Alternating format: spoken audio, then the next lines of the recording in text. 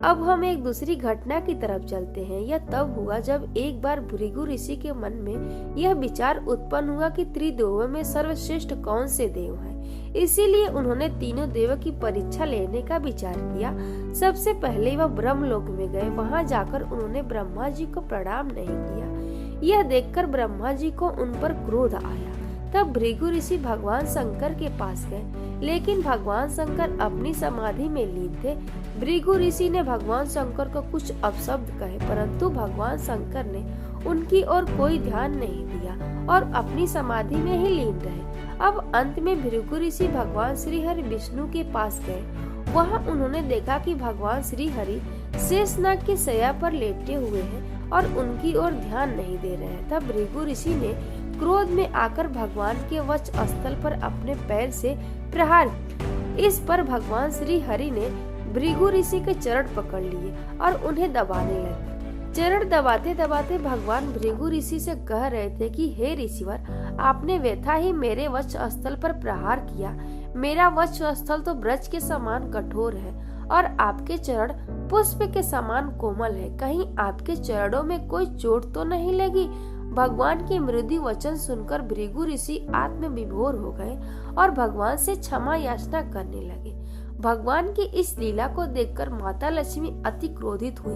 तब उन्होंने भगवान से कहा कि आपके वक्ष स्थल पर मेरा निवास है और उसी स्थान पर भृगु ऋषि ने प्रहार किया है, किंतु आपने उन पर कोई क्रोध नहीं किया, इसीलिए आपने मेरा अपमान किया है। अब मैं आपको त्याग कर भूलोक में जा रही हूँ। तब माता लक्ष्मी करणी नामक प्रदेश में जाकर तपस्या करने लगी। इससे भगवान श्री हरि को बहुत पीड़ा हुई और वह बैकुंठ को त्याग कर तिरुमाला की पहाड़ियों पर निवास करने लगे। भगवान कई दिनों तक बिना कुछ खाए पिए वहीं भटकते रहे। भगवान की इस स्थिति को देखकर भगवान शंकर और ब्रह्मा जी ने विचार किया कि वह एक गाय और बछड़े का रूप धारण करके उस देश के राजा के पास जाएंगे ताकि वह राजा उन्हें खरीद ले। उनकी यह योजना सफल रही। राजा ने अपने सेवकों को यह आदेश दिया कि उस गाय और बछड़े को नित्य प्रतिदिन जंगल में चराने के लिए ले जाया करे, परंतु वह गाय प्रतिदिन उस स्थान पर जाकर जहां श्री हरि विराजमान थे अपना सारा दूध दे दिया करती थी, और जब वह गाय वापस राजमहल जाती तो वहां पर दूध नहीं देती थी। कई दिन तक इसी प्रकार क्रम चलता रहा। एक दिन उस सेवक ने देखा कि यह गाय एक स्थान पर जाकर अपना सारा दूध दे देती है। तब उसने यह घटना जाकर राजा को बताई। राजा को बड़ा आश्चर्य हुआ। राजा ने भी इस घटना को स्वयं देखने का निर्णय लिया। जब राजा ने भी अपनी आंखों से इस घटना को वास्तविक रूप से देखा तो उसे उस गाय पर अत्यधिक क्रोध आया और राजा ने उस गाय पर डंडे से प्रहार किया, परंतु तभी श्री हरि वहां प्रकट हो गए और वह डंडा उनके मस्तक पर जा लगा, जिससे रक्त बहने लगा। यह देखकर वह राजा डर गया और भगवान से क्षमा याचना करने लगा। अपने दयालु स्वभाव के कारण भगवान श्री हरि कुपित नहीं हुए और उन्होंने उस राजा से यह कहा कि अगले जन्म में वह चोल राज्य में आकाश राज नाम से एक राजा होंगे। तब वह उनकी पुत्री से विवाह करके उनका उद्धार करेंगे। भगवान के कथन अनुसार वह अपने अगले जन्म में चोल राज्य का आकाश राज नाम से राजा हुआ, परंतु उसकी कोई संतान नहीं थी। जब उसने अपने गुरु शुक्राचार्य से विचार किया तो गुरु ने उसे कहा कि वह यज्ञ के लिए एक स्थान तैयार करे। जब राजा अपनी सोने की कुदाल से उस स्थान को खोद रहा था, अचानक उसे एक संदूक दिखाई दिया। जब राजा ने उस संदूक को खोला तो उसने देखा कि उसमें कमल के फूल पर एक सुंदर कन्या लेटी हुई है। यह कन्या अपने पिछले जन्म में सीता जी का वही रूप थी जिसे रावण हर कर ले गया था, और अग्निदेव के कहने पर भगवान ने उससे अपने अगले जन्म में विवाह करने को कहा था। राजा उस कन्या को लेकर अपने महल में गया। उस सुंदर कन्या को देखकर राजा की पत्नी बड़ी प्रसन्न हुई और उन्होंने उसका नाम पद्मावती रखा, जो वास्तविकता में माता लक्ष्मी का ही एक रूप थी। धीरे धीरे वह कन्या बड़ी हो गई। तब भगवान श्री हरि भी श्रीनिवास के रूप में वेंकटाचल की पहाड़ियों पर वकुला माई के आश्रम में निवास करने लगे। एक दिन एक हाथी का पीछा करते हुए श्रीनिवास एक उपवन में चले गए, जहाँ पर उन्होंने पद्मावती को देखा और देखते ही रह गए। भगवान पद्मावती का ध्यान करके उदास रहने लगे। तब एक दिन बकुला माई ने भगवान से पूछा, श्रीनिवास तुम उदास क्यों रहते हो? तब भगवान ने कहा कि उन्हें पद्मावती से प्रेम हो गया है और उससे विवाह करना चाहते हैं। बकुला माई ने कहा कि यह क्या कह रहे हो? कहाँ तुम एक कुलहीन गोत्रहीन युवक और कहाँ वह एक राजकन्या, यह कैसे संभव हो सकता है? तब श्रीनिवास ने कहा कि माई अगर तुम मेरा साथ दो तो यह भी संभव है। पद्मावती के प्रति उनके अनुराग को देखकर बकुला माई राजी हो गई। तब भगवान श्रीनिवास एक ज्योतिष बताने वाली महिला का वेश बनाकर राजा के पास गए। उस स्त्री के बारे में सुनकर पद्मावती भी वहां आ गई और उसने अपना हाथ उस महिला को दिखाया। उसका हाथ देखकर उस महिला ने कहा कि तुमसे कुछ दिन पहले एक युवक तुम्हारे उपवन में तुमसे मिला था, उसी युवक के साथ तुम्हारा विवाह होना निश्चित है। यह सुनकर राजा आश्चर्यचकित हो गया। तब राजा ने कहा, यह कैसे संभव है? वह महिला बोली, राजन ऐसा होना ही विधि का विधान है, यह निश्चित है। कुछ दिन बाद उस युवक की माता तुमसे इस कन्या का हाथ मांगने के लिए आएगी।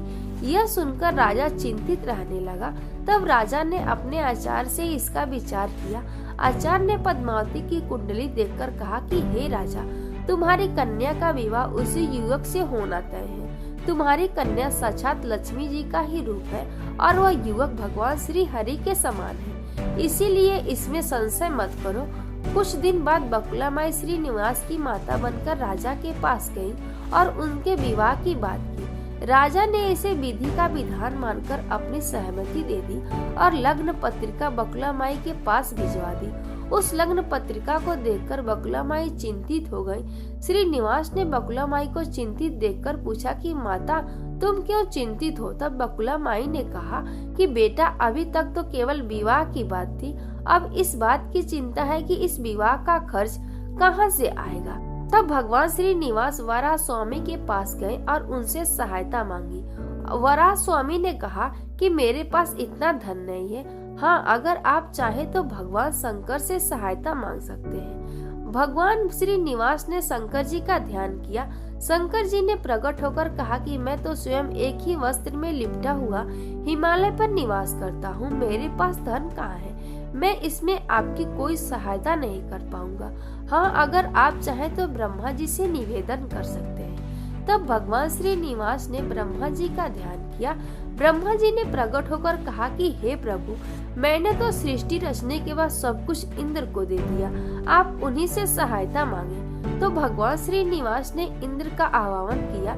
इंद्र ने कहा कि प्रभु, सृष्टि का समस्त धन तो कुबेर के अधीन है, वही आपकी सहायता कर सकते। तब भगवान ने कुबेर से आग्रह किया। कुबेर ने कहा कि वह धन तो दे देंगे परंतु उसे चुकाएगा कौन? तब भगवान श्रीनिवास ने कहा कि मैं कलयुग के अंत तक तुम्हारा सारा धन ब्याज सहित वापस कर दूंगा। इसी शर्त पर कुबेर ने भगवान श्रीनिवास को उनके विवाह के लिए धन दिया और भगवान का विवाह संपन्न हो गया। भगवान श्रीनिवास पद्मावती के साथ वेंकटाचल पर्वत पर निवास करने लगे। जब यह बात माता लक्ष्मी को नारद जी के द्वारा यह पता चला तो उन्हें बहुत दुख हुआ और वो तुरंत भगवान श्रीनिवास के पास पहुंची। वहां पहुंचकर माता लक्ष्मी और पद्मावती देवी में वाक युद्ध शुरू हो गया। वे एक दूसरे को बुरा भला कहने लगी। यह देखकर भगवान श्रीनिवास को अत्यंत दुख हुआ और वे तुरंत एक शिला के रूप में परिवर्तित हो गए। भगवान को शिला के रूप में परिवर्तित हुआ देखकर दोनों देवियों को कष्ट हुआ कि भगवान अब किसी के भी नहीं रहे। उन्हें दुखी देखकर उस शिला से यह आवाज आई कि हे देवियों, अब मैं तिरुपति में वेंकटेश्वर स्वामी के रूप में यहीं पर स्थित रहूंगा और अपने सभी भक्तों की मनोकामना पूर्ण करता रहूंगा। इसीलिए तुम दोनों आपस में कोई युद्ध मत करो। यह सुनकर वह दोनों देवियां शांत हो गई। तब माता लक्ष्मी कोल्हापुर में जाकर निवास करने लगी और वहां महालक्ष्मी के रूप में प्रतिष्ठित हो गई तथा देवी पद्मावती भी तिरुनाचुर में शिला के रूप में प्रतिष्ठित हो गई। तब से आज तक तिरुपति क्षेत्र में तिरुमला पहाड़ी पर भगवान वेंकटेश्वर अपने भक्तों को दर्शन दे रहे हैं। उनके भक्तों से जो उनके दर्शन के रूप में जो शुल्क लिया जाता है, उसी शुल्क के द्वारा भगवान श्रीनिवास वेंकटेश्वर कुबेर का कर्ज चुका रहे हैं। अंत में निष्कर्ष, ईश्वर को कोई भी कार्य बिना किसी कारण के नहीं होता है। उनका हर कार्य सृष्टि के किसी न किसी अधूरे कार्य को पूरा करने के लिए होता है। भगवान का तिरुपति महाराज जी के रूप में अवतरित होना भी उनकी लीलाओं का विस्तार है। यह कथा आपको कैसी लगी कमेंट बॉक्स में जरूर बताइएगा और कमेंट में जय वेंकटेश्वर स्वामी लिखना ना भूलें। राधे राधे।